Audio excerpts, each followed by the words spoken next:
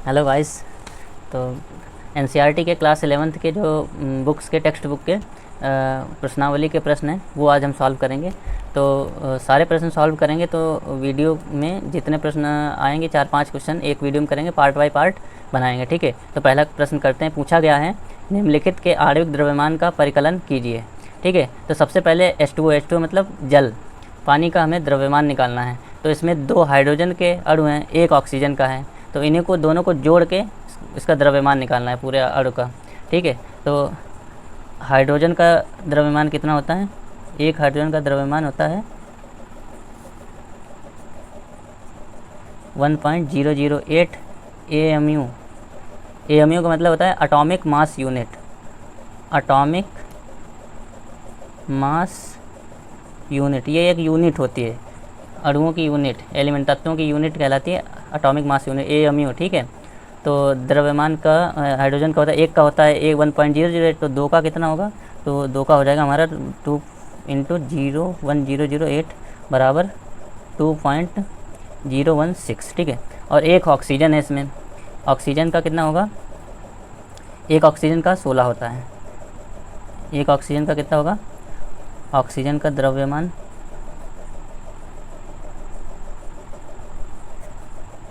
16 होता है। तो दोनों का कितना होगा? H2O का कितना होगा द्रव्यमान? 16 + 2.016 बराबर 18.016 AMU, ठीक है। इसी का दूसरा पार्ट करते हैं। दूसरा क्या पूछा है हमसे? CO2 का द्रव्यमान पूछा है। CO2 कार्बन डाइऑक्साइड, इसको क्या कहते हैं? Carbon dioxide, carbon dioxide,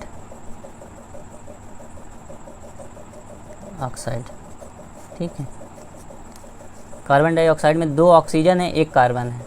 1 carbon का कितना होता है? 1 कार्बन का द्रव्यमान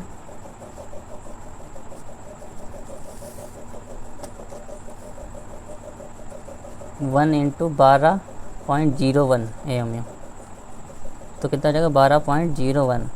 और ऑक्सीजन का, 2 ऑक्सीजन का कितना होगा? 2 × कितना होता है? 16 बराबर 32। तो CO2 का द्रव्यमान हो जाएगा हमारे पास, दोनों को जोड़ देंगे, 32 + 12.01 हो जाएगा 44.01। हमको अगर पूछा जाएगा पूरा द्रव्यमान तो एग्ज़ाम में हमको पूरा ही लिखना है, ठीक है, ना कि 2 × 1 करके 2 लिखने सीधे हाइड्रोजन का और इसका पूरा ही लिखना पड़ेगा। नहीं तो 10 नंबर, अगर 10 नंबर के टोटल क्वेश्चन होंगे तो 8 ही नंबर देगा एग्जामिनर, ठीक है। इसलिए हमको पूरा ही लिखना है। तो तीसरा पार्ट हमारा कौन सा है? तीसरा कौन सा पूछा गया है? CH4 मीथेन, CH4 इसको हम कहते हैं मीथेन। मीथेन 1 कार्बन है, इसमें 4 हाइड्रोजन है। 1 कार्बन का हमको पता है कितना होता है? 12.01। और 1 हाइड्रोजन का भी पता है, तो 4 हाइड्रोजन का कितना होगा? 4 × 1.008, तो हो जाएगा 4.032, ठीक है। तो टोटल मीथेन का कितना हो जाएगा? जोड़ देंगे 12.01 + 4.032 बराबर कितना होगा? 16.042, ठीक है। तीनों के हमने निकाल लिए हैं आंसर। मिलते हैं दूसरे क्वेश्चन में। दूसरा प्रश्न है हमारे पास कि सोडियम सल्फेट में उपस्थित विभिन्न तत्वों के द्रव्यमान प्रतिशत का परिकलन कीजिए। पूछा गया हमसे कि सोडियम सल्फेट जो पूरा Na2SO4 है, सोडियम सल्फेट में ये जो सोडियम है ये कितना प्रतिशत है, ये सल्फ़र है कितना प्रतिशत है, और ऑक्सीजन है कितना प्रतिशत है। तो सबसे पहले हम सोडियम सल्फेट का द्रव्यमान निकाल लेते हैं, ठीक है। तो सोडियम सल्फेट का द्रव्यमान निकालते हैं। एक सोडियम का कितना होता है?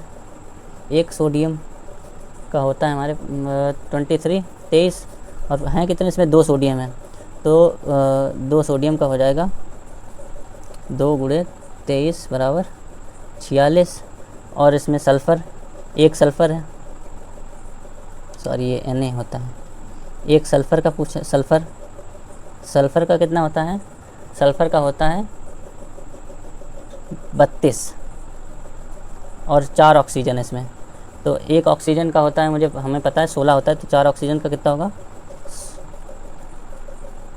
4 ऑक्सीजन का हो जाएगा 64, तो सबका ऐड करेंगे तो Na2SO4 का हमारे पास निकल आएगा, 23 46 प्लस 64 बराबर 142 AMU। ठीक है, हमारे पास टोटल सोडियम सल्फेट का निकल आया है। ठीक है, द्रव्यमान। तो हम अलग अलग का प्रतिशत निकालेंगे इसके आधार पे कि अब हमको पता है कि Na2 मतलब सोडियम का कितना 46 है, 46 है। इसका द्रव्यमान सोडियम सल्फेट में सोडियम का 46 द्रव्यमान है, तो इसका प्रतिशत कितना होगा। प्रतिशत निकालने के लिए, सोडियम का परसेंटेज निकालने के लिए हमें सबसे पहले सोडियम का द्रव्यमान रखना पड़ेगा।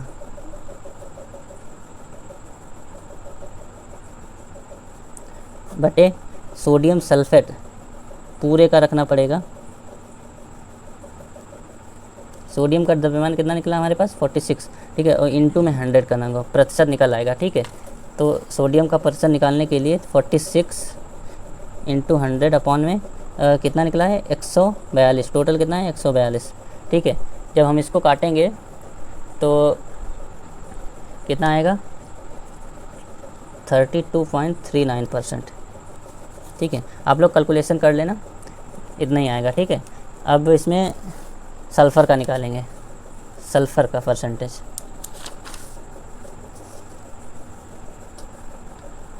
सल्फ़र का, एक सल्फ़र का हमें पता है, सल्फ़र का द्रव्यमान ऊपर रखना। सल्फ़र का कितना होता है 32 इंटू 100 और टोटल कितना है 142 पे निकाल रहे हैं। ठीक है, सोडियम सल्फेट पे निकाल रहे हैं हम लोग पूरे पे, तो इसका कितना निकलेगा, कितना लगभग में इसका 22.54% इसमें सल्फ़र है। ठीक है, ऑक्सीजन का द्रव्यमान निकालते हैं।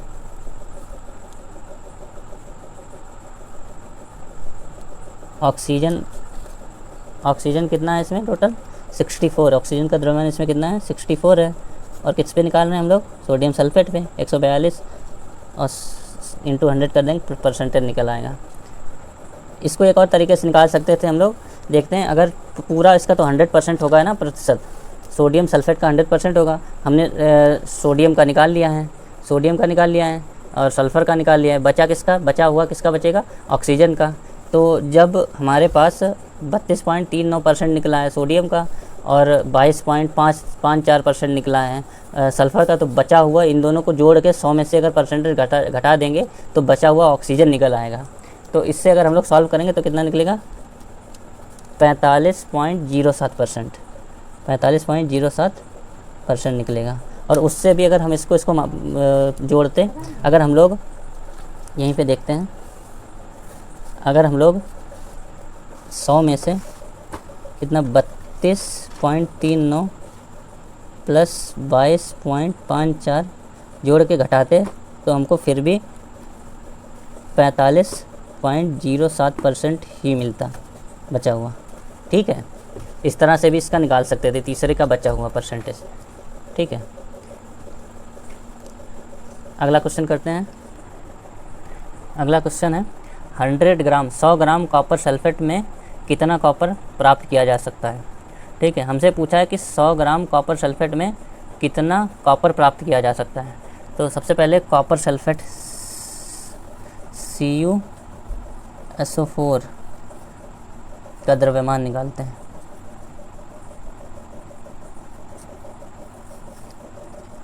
Cu का कितना होता है 63.5 और सल्फ़र का होता है 32 और 4 ऑक्सीजन है। 4 ऑक्सीजन कितना होगा 64। तो इन सबको जोड़ेंगे तो टोटल कितना होगा 63.5 32 63 95 159.5 AMU। ठीक है, जब हमको 159.5 ग्राम CuSO4 यानी कॉपर सल्फेट में कितना कॉपर मिलता है बराबर कितना 63.5 ग्राम 63.5 ग्राम Cu। 159.5 ग्राम में कितना Cu मिलता है हमको 63.5 ग्राम मिलता है, ठीक है 63.5। और 1 ग्राम में अगर हम पूछे कितना मिलेगा, 1 ग्राम CuSO4 यानी कॉपर सल्फेट में कितना कॉपर मिलेगा हमें 63.5 बटे 159.5 Cu मिलेगा 1 ग्राम Cu। और 100 ग्राम में हमसे पूछा गया 100 ग्राम कॉपर सल्फेट में कितना मिलेगा, तो 100 ग्राम में अगर पूछा गया है तो 100 ग्राम में CuSO4 में कितना Cu मिलेगा हमको कॉपर मिलेगा, तो 63.5 159.5 गुणे 100 कर देंगे। 1 ग्राम में इतना मिलता है, 100 ग्राम में कितना मिलेगा 100 से गुणा कर देंगे। तो इसको अब जब सॉल्व करेंगे काटेंगे तो हमारे पास आएगा 39.8 के लगभग में 39.81 ग्राम Cu प्राप्त होगा, ठीक है 39.81 ग्राम कॉपर हमको 100 ग्राम कॉपर सल्फेट में मिलेगा, ठीक है। यही हमारा आंसर होगा, यही पूछा गया था हमसे कि 100 ग्राम कॉपर सल्फेट में कितना कॉपर प्राप्त किया जा सकता है, कितना प्राप्त कर सकते हैं 39.81 ग्राम।